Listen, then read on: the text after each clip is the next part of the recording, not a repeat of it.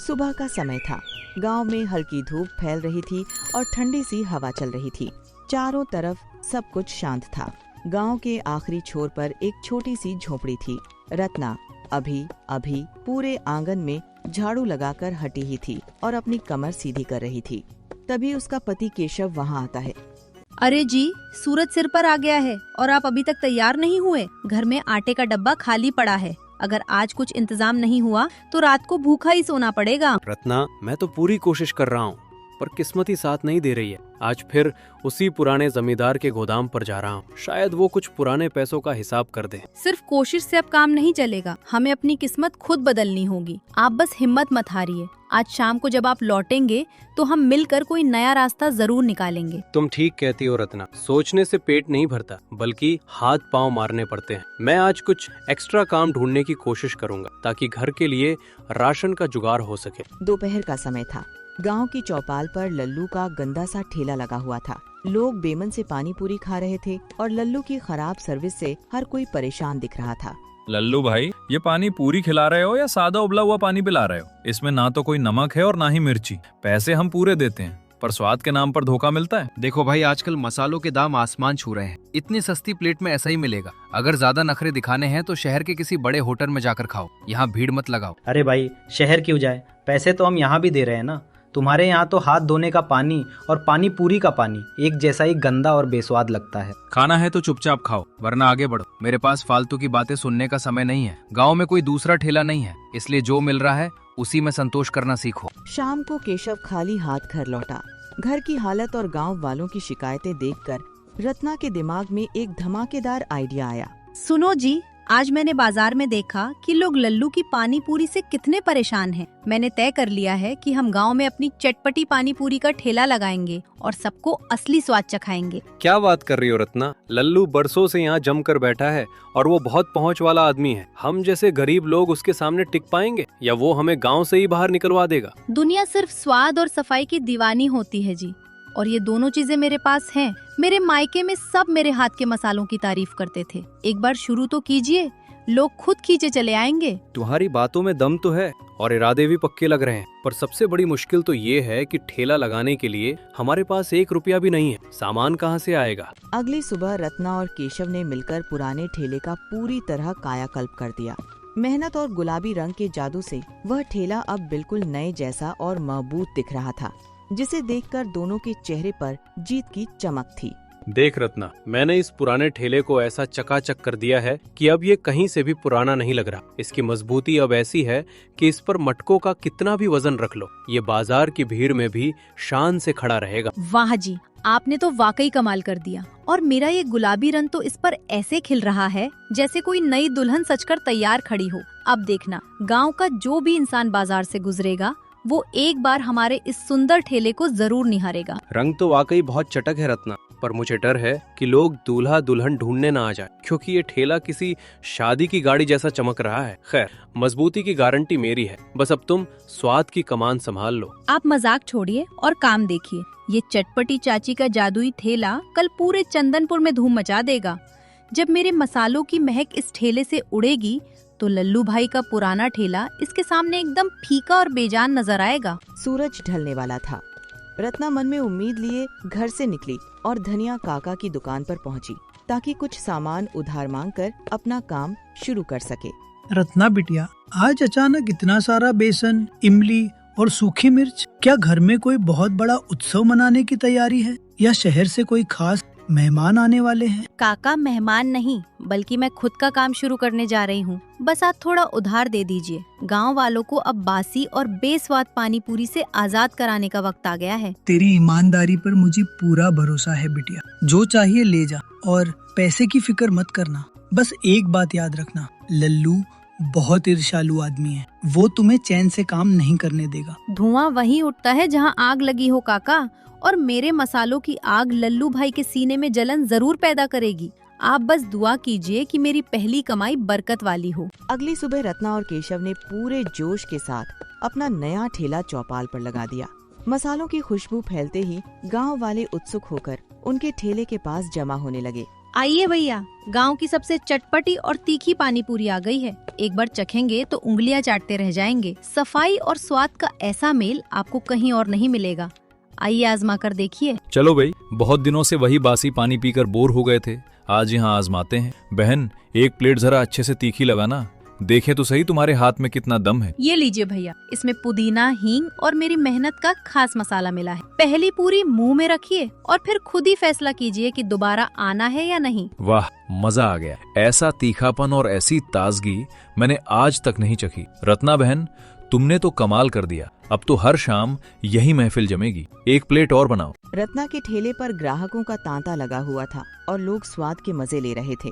दूसरी तरफ अपना ठेला खाली देख लल्लू गुस्से और जलन से लाल पीला हो रहा था। अरे, ये सब लोग पागलों की तरह उस गुलाबी ठेले की तरफ क्यों भाग रहे हैं? क्या वहाँ मुफ्त में खाना बट रहा है या उस औरत ने कोई काला जादू कर दिया है? जादू नहीं लल्लू भाई, इसे स्वाद कहते हैं, जो तुम्हारी दुकान से सालों पहले गायब हो चुका है। अब तुम अपनी मक्खियां मारो, हम तो वहीं जा रहे हैं जहाँ असली तीखी पानी पूरी मिल रही है। जरा रुको और देखो, ये नए नए शौक 2 दिन के होते हैं। जब इसका मसाला खत्म होगा तो सब वापस मेरे पास ही गिड़गिड़ाते हुए आओगे। मैं भी देखता हूँ ये कितने दिन टिकती है। भैया, मिर्ची हमारी पानी पूरी में है और जलन किसी और को हो रही है। आप लोग आराम से खाइए, पानी और भी है और पूरी भी ताज़ा है, किसी को कम ना पड़े। रात का सन्नाटा छाया हुआ था और पूरा गांव गहरी नींद में सो रहा था। तभी लल्लू हाथ में मिलावट का सामान लिए दबे पांव रत्ना के ठेले की ओर बढ़ने लगा। आज रात को जब सब सो जाएंगे तब मैं इसके मटके में ये ढेर सारा चूना और खट्टा सिरका मिला दूंगा। कल जब ग्राहक इसे खाएंगे तो उनका पेट खराब होगा और इसकी दुकान हमेशा के लिए बंद हो जाएगी। अरे बाप रे, ये ठेले के ऊपर क्या खड़ा है? सफेद कपड़ों में इसके बाल इतने लंबे कैसे हैं? ये तो कोई रूह लग रही है। भागो यहाँ से, वरना जान चली जाएगी। रत्ना, तुम्हारा ये आइडिया तो एकदम सुपर हिट रहा। देखो कैसे दुम दबाकर भागा है लल्लू। अब उसे समझ आएगा कि दूसरों का बुरा करने का अंजाम क्या होता है। जो दूसरों के लिए गड्ढा खोदता है वो खुद ही उसमें गिरता है जी। मैंने तो सिर्फ एक पुतला खड़ा किया था, पर उसके डर ने उसे अपनी ही नजरों में गिरा दिया। अगले दिन गांव की पंचायत बैठी। लल्लू ने मुखिया जी के सामने रत्ना पर झूठे आरोप लगाए, जिससे पूरी सभा में सन्नाटा पसर गया और सबकी नजरें रत्ना पर टिक गईं। मुखिया जी, मैं गुहार लगाने आया हूँ। ये रत्ना गांव वालों को खराब मसाले खिलाकर बीमार कर रही है। कल से कई लोगों के पेट में दर्द की शिकायत आ रही है। इसकी दुकान बंद होनी चाहिए। लल्लू, ये बहुत बड़ा आरोप है। अगर ये सच निकला तो रत्ना को भारी जुर्माना भरना होगा। रत्ना, क्या तुम्हारे पास अपनी सफाई में कहने के लिए कुछ है या तुम ये इल्जाम कबूल करती हो? मुखिया जी, मैं एक माँ हूँ और कभी किसी के बच्चे की सेहत से नहीं खेल सकती। मेरे मसाले और पानी आपके सामने हैं। आप किसी भी जानकार से इसकी जांच करवा लीजिए, सच सामने आ जाएगा। मुखिया जी, मुझे शक था, इसलिए मैंने पहले ही दोनों के ठेलों से पानी के नमूने ले लिए थे। रिपोर्ट आ चुकी है और मिलावट रत्ना की नहीं बल्कि लल्लू के पुराने स्टॉक में पाई गई है। लल्लू, तुमने न सिर्फ गांव वालों की सेहत के साथ खिलवाड़ किया बल्कि एक ईमानदार महिला पर झूठा इल्जाम भी लगाया। तुम्हारी धोखाधड़ी अब और बर्दाश्त नहीं की जाएगी। तुम्हें सजा भुगतनी होगी। मुझे माफ कर दीजिए मुखिया जी, मुझसे बहुत बड़ी भूल हो गई। मुझे लगा कि रत्ना का काम चलने से मेरी दुकान बंद हो जाएगी, इसलिए मैंने ये सब डर के मारे किया। डर इंसान को सावधान बनाता है, गुनहगार नहीं। आज से तुम्हारा ठेला बंद किया जाता है जब तक तुम अपनी सफाई और नियत नहीं सुधार लेते। रत्ना, तुम अपना काम शान से जारी रखो। चलो लल्लू भाई, अब पंचायत के सामने कान पकड़कर माफी मांगो और यहाँ से विदा हो जाओ। रत्ना बहन, आपकी सच्चाई की जीत हुई है, हमें आप पर गर्व है। देखा रत्ना, आखिर तुम्हारी ईमानदारी और मेहनत की ही जीत हुई। आज जब पंचायत में लल्लू भाई अपनी गलती मानकर आंखों में आंसू लिए माफी मांग रहे थे, तो मुझे एहसास हुआ कि सच्चाई के रास्ते में मुश्किलें चाहे कितनी भी क्यों ना आए, अंत में जीत उसी की होती है जिसके इरादे नेक होते हैं। अब हमारे घर में खुशहाली लौट आई है और अब हमें राशन या पैसों के लिए किसी के आगे हाथ फैलाने की या परेशान होने की बिल्कुल भी जरूरत नहीं पड़ेगी। सच कहा आपने जी। जब इंसान सच्चाई के रास्ते पर चलता है तो भगवान भी खुद उसकी ढाल बनकर उसके साथ खड़ा हो जाता है। मुझे इस बात की सबसे ज्यादा खुशी है कि लल्लू भाई को समय रहते अपनी गलती का एहसास हो गया और उन्होंने नफरत का रास्ता छोड़कर मेहनत से काम करने का वादा किया है। आखिर एक ही गांव में रहकर नफरत पालने से क्या फायदा?